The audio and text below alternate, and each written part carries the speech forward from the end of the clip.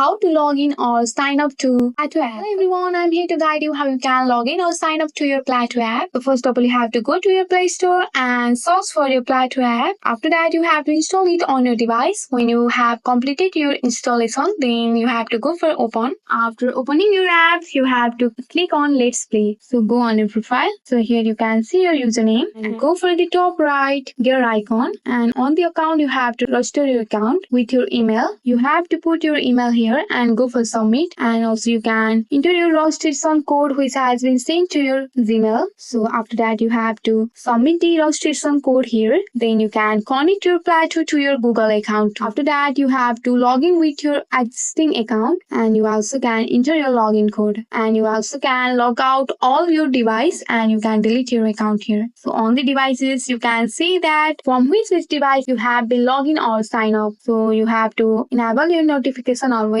On the privacy, you can see the block user, so online to my friend, and hide friend request picture. On the language, you have to go for English. So you can also go for light theme or dark theme. Here you can go for help or contact us. So that's the process how to sign up or log into your Plato app account. That's it for today. If you like this video, please hit that like button and subscribe for more. I will see you in the next one. Thank you.